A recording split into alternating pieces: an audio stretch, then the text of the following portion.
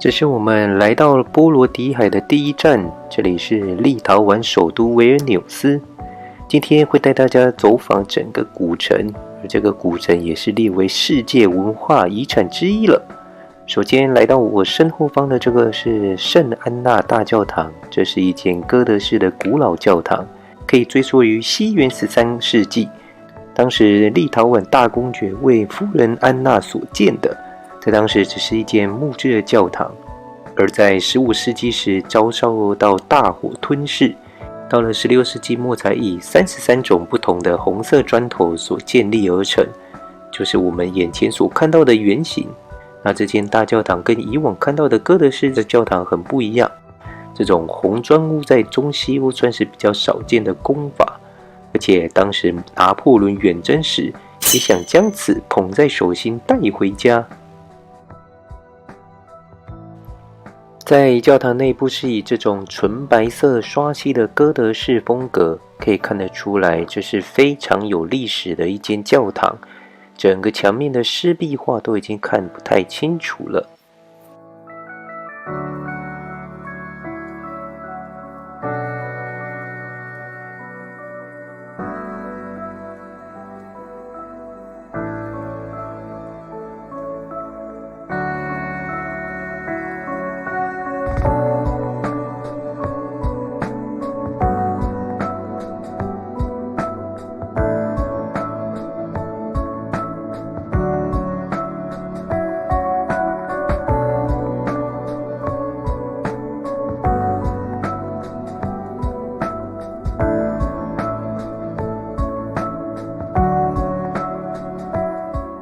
格迪米纳斯大公的雕像，这个是当初在1300多年的时候非常伟大的一个统治者，统治着立陶宛这个土地，也算是他们的开国的始祖。这个绝对是立陶宛最重要的一个伟人。在他的正后方，不知道这里看不看得到，这里有一个圆顶的红色的，它也是以它为命名，格迪米纳斯塔。等一下我们要带大家上去那边看看，在格迪米纳斯后面的这个就是立陶宛大公，这是一间博物馆，然后旁边这个是维尔纽斯的大教堂，这个教堂真的是很大，然后它旁边还有一个钟楼。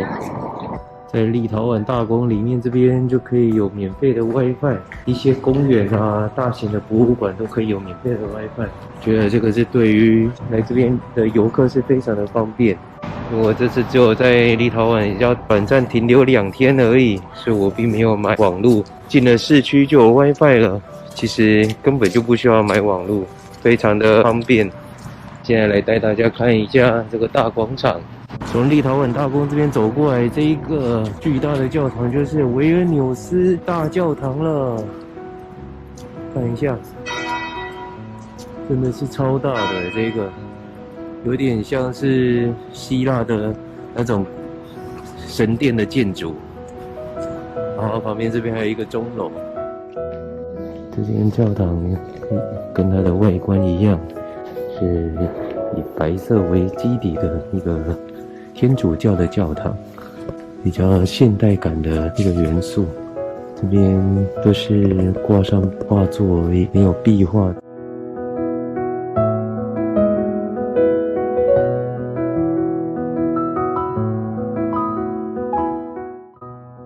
在维尔纽斯教堂里面最惊艳的就是走到最里面的这一间小房间了，感觉这一间好像是被独立出来的一样。这间应该是最原始的教堂，然后外面的这一边大间的是后来扩建出来的，这种大的画作、雕像，还有一些教宗的雕像。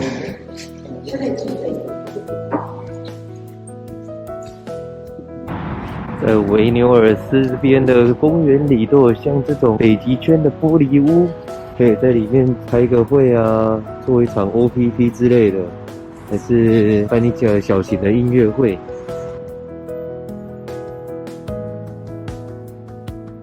来到了格迪米纳斯塔下方了，带大家坐缆车上去看看，上去看一下整个维尔纽斯。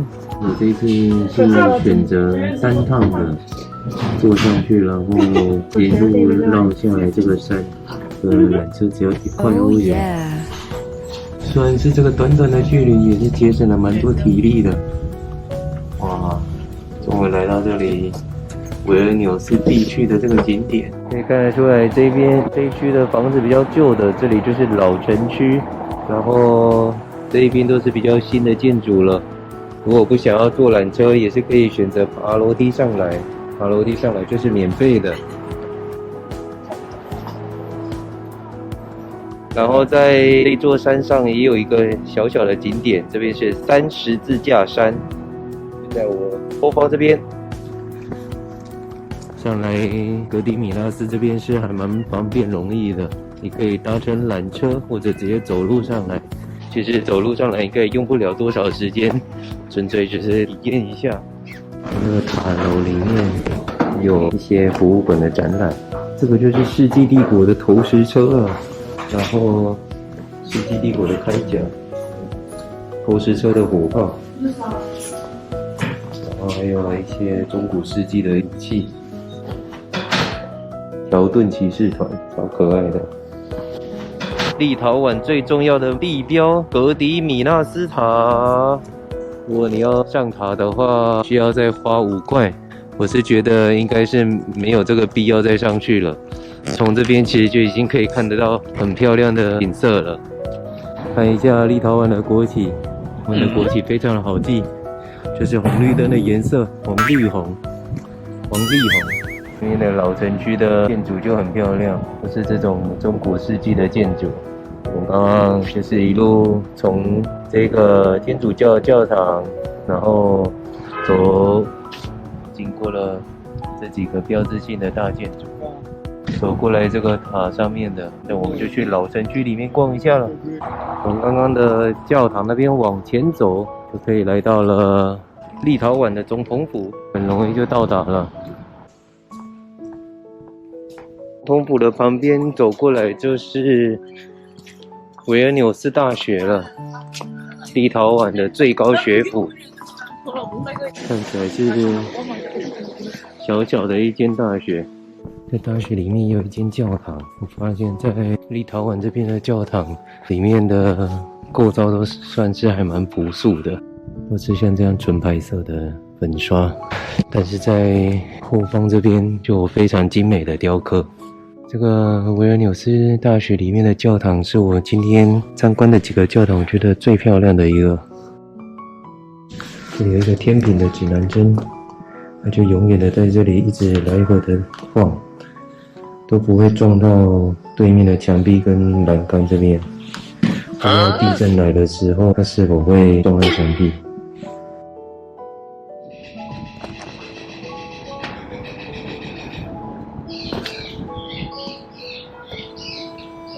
维尔纽斯大学旁边的这个教堂，这边有一个像是钟楼的建筑，这边是可以上来最上方的。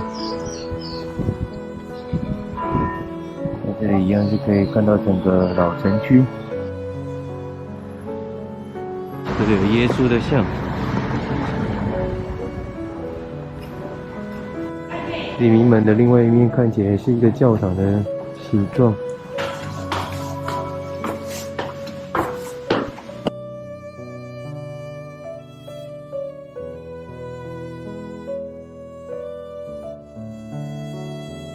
黎明门的这间大教堂也是历史悠久的，距今将近400年了。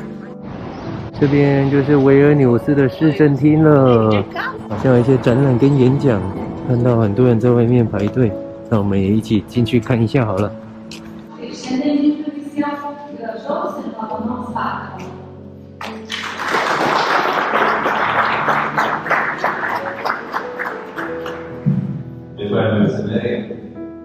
Ko gero mums visiems Turinas Gucevičius tai pirmiausia architektas didžiosios raidės. Dėl to būtų keista, jeigu čia atidengiant jo. 游走着这个世界文化遗产的老城，大家也喜欢我们这个文化遗产之旅吗？来立陶宛这一趟只有短暂的停留2天，明天我们就要再继续往十字山，然后就前往拉脱维亚了。拉脱维亚一样是一个古城。那我们就下一支影片见喽。